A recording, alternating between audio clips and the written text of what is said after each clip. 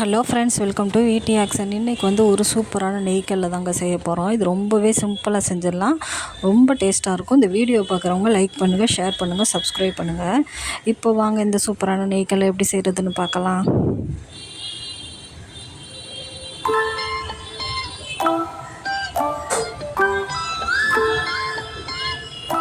இப்போ இந்த நெய்க்கல்ல செய்கிறதுக்கு வந்து நான் வந்து கடலைப்பருப்பு வந்து ஒரு 150 கிராம் அளவுக்கு எடுத்திருக்கேங்க. நீங்கள் பாருங்கள், நான் உங்களுக்கு அளந்தே காட்டுறேன். 150 கிராம் அளவுக்கு எடுத்திருக்கேன். இது இப்போ வந்து தண்ணி ஊற்றி நல்லா ஒரு 2 அலசு 3 அலசு நல்லா அலசிட்டு இந்த பருப்பை நல்லா ஊற விட்டுறலாங்க. ஒரு மணி நேரம் ஊறினா போதும். நம்ம மற்றபடி வந்து இது வேறு எதுக்காவது செய்கிறோன்னா அதிக நேரம் ஊற வைப்போம். இதுக்கு வந்து ஒரு மணி நேரம் ஊறினா போதுங்க. இங்கே பாருங்கள், கரெக்டாக 1 மணி நேரம் ஊறிடுச்சு. நம்மளுக்கு இந்த மாதிரி தான் வேணும். ரொம்ப ஊறிடுச்சுன்னா வந்து எண்ணெய் குடிக்கும். அதனால வந்து 1 மணி நேரம் நம்மளுக்கு கரெக்டான அளவு. பாருங்கள், இப்போ வந்து தண்ணி இல்லாமல் சுத்தமாக நல்லா எடுத்து விடலாம். ஒரு ஒயிட் துணி தாங்க விரிக்கிறேன். இப்போ அதில் எல்லாத்தையுமே தண்ணி இல்லாமல் வடித்து விட்டு போட்டுடலாம். பாருங்கள், எல்லாத்தையும் போட்டுட்டு இந்த மாதிரி நம்ம துணியாலேயே அந்த துணியிலையே வச்சு லைட்டாக தொடச்சி எடுத்துக்கிறலாங்க. பாருங்கள், லைட்டாக தொடச்சிட்டா போதும். நம்மளுக்கு நம்ம கையில் எடுக்கையில் வந்து ஈரப்பசை இல்லாமல் இருந்தால் போதும். ரொம்பலாம் போட்டு காய வைக்கணும்லாம் அவசியம் இல்லைங்க. லைட்டாக இந்த மாதிரி தொடச்சி எடுத்துக்கிட்டாலே போதும். பாருங்கள், அவ்வளோதான். இங்கே பாருங்கள், இப்போ நம்ம தட்டில் கொட்டிட்டேன். இப்போ கையில் எடுக்கையில் நல்லா உதிரியாக தான் வருது பாருங்கள். இப்போ வந்து இதுக்கு தேவையான அளவு பூண்டு வந்து ஒரு 5-6 பல் எடுத்து தட்டி மட்டும் எடுத்துக்கலாங்க. இது வந்து ரொம்ப தட்ட வேண்டாம், ஒன்றும் பாதியமாக தட்டினா போதும். நைஸாலாம் தட்டிடக்கூடாது. தோலோடையே தான் சேர்க்குறேன், அதே போல் தோலோடு தட்டி எடுத்துக்கலாம். இது லாஸ்ட்டாக பொரிச்ச பொடியில் வந்து ரொம்பவே நல்லா வாசமாக இருக்கும். இங்கே பாருங்கள், இந்த மாதிரி தட்டிக்கலாங்க. ரொம்ப நைஸாக தட்ட வேண்டாம். இப்போ தட்டி வச்சாச்சு. இப்போ அடுப்பு ஆன் பண்ணி ஒரு பாத்திரம் வச்சிடலாம். இப்போ வந்து எண்ணெய் வந்து இதை பொரிச்சு எடுக்கிறதுக்கு அளவுக்கு ஊற்றுறேங்க. நான் ஒரு 100 கிராம் அளவுக்கு தான் ஊற்றுறேன், ரொம்ப கூட ஊற்றலை. எண்ணெயெல்லாம் ரொம்ப குடிக்காதுங்க, நம்மளுக்கு போட்டு எடுக்க ரொம்ப ஈஸியாக இருக்கும் இந்த அளவுக்கு எண்ணெய் ஊற்றுனா. இங்கே பாருங்கள், கையில் எடுத்து காட்டுறேன் பாருங்கள். நம்மளுக்கு கையில் நல்லா உதிரியாக வருது பாருங்கள். இந்த மாதிரி வரணும். ஆனாலும் லைட்டாக அந்த ஈரப்பசை இருக்கணுங்க, அப்போ தான் நல்லாயிருக்கும். பாருங்கள், நல்லா எண்ணெய் காஞ்சிருச்சு. இப்போ நம்ம எடுத்துருக்க அளவில் வந்து பாதி சேர்க்குறேன் பாருங்கள்.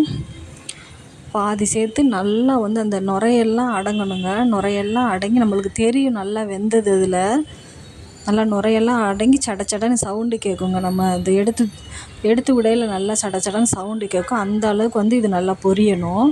இப்போ அடுப்புமே வந்து ஹை ஃப்ளேம்லேயே தாங்க வச்சு செய்கிறேன். ஹை ஃப்ளேமில் வச்சு செஞ்சால் தான் எண்ணெய் எல்லாம் குடிக்காது, கரெக்டாக வெந்து வரும் நம்மளுக்கு.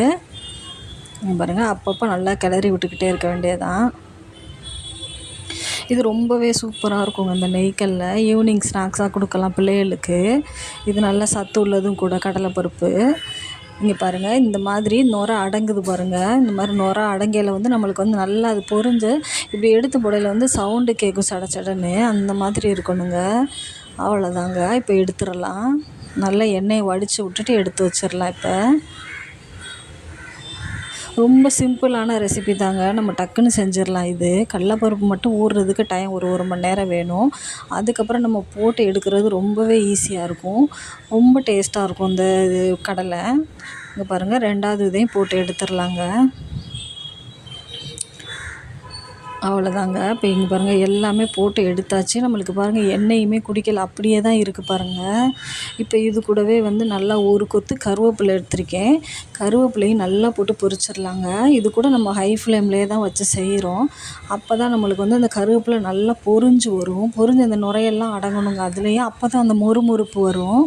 நம்ம சாதாரணமாக வீட்டுக்கு தாளிக்க போடுற மாதிரி போடக்கூடாது, நல்லா மொறுமொறுப்பாகவே எடுத்துடணும்.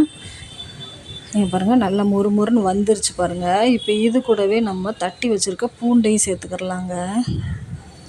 பாருங்கள், நல்லா இந்த மாதிரி வந்துடணுங்க கருவேப்பிலை.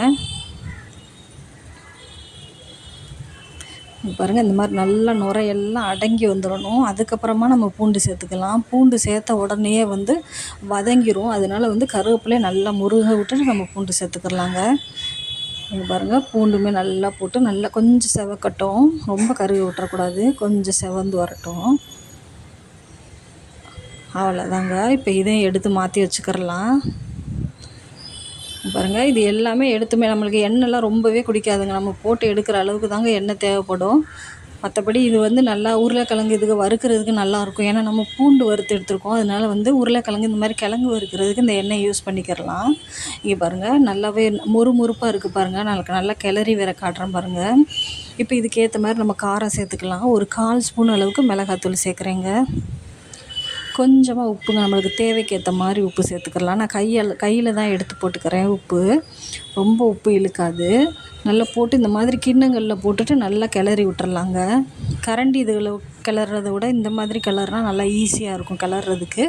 நல்லா அந்த மிளகாத்தூள் உப்பும் சாருங்க. இப்போ இது கூட வந்து லைட்டாக பெருங்காயத்தூள் சேர்த்துக்கிறலாங்க. அது வந்து கொஞ்சம் கடலைப்பருப்புன்றதுனால கொஞ்சம் வாய்வு, அதனால லைட்டாக சேர்த்துக்கிறலாம். சேர்த்துட்டு வந்து இப்போ பூண்டும் நம்ம கருவேப்பிலையும் வறுத்து வச்சுருக்கோம்ல, அதையும் சேர்த்துக்கிறலாங்க. நல்லா போடையில் நம்ம கையில் லைட்டாக மசிச்சு விட்டுட்டு போட்டுட்டு இந்த மாதிரி கிளறி விட்டுறலாங்க. இங்கே பாருங்கள் சூப்பராக இருக்கும். இதே போல் நீங்கள் செஞ்சு பார்த்துக்கிறலாம். அளவு கூட வேணும் அப்படின்னா இதை விட கொஞ்சம் பருப்புகள் ஜாஸ்தி போட்டு செஞ்சு வச்சுக்கிட்டிங்கன்னா நல்லா பாட்டிலில் போட்டு வச்சுட்டா நல்லா இருக்குங்க. 10 நாள் ஆனாலும் கெடாது. நல்லாவே ஒரு மொறுமொறுப்பாக இருந்துச்சு. சூப்பரான ரெசிபிங்க. இந்த கடலைப்பருப்பு நீங்களும் செஞ்சு பாருங்கள். இது பேர் நெய் கடலை. நீங்களும் ட்ரை பண்ணி பாருங்கள். எப்படி இருந்துச்சுன்னு நம்மளுக்கு மறக்காமல் கமெண்டில் சொல்லுங்கள் ஃப்ரெண்ட்ஸ். தேங்க்யூ ஃபார் வாட்சிங்.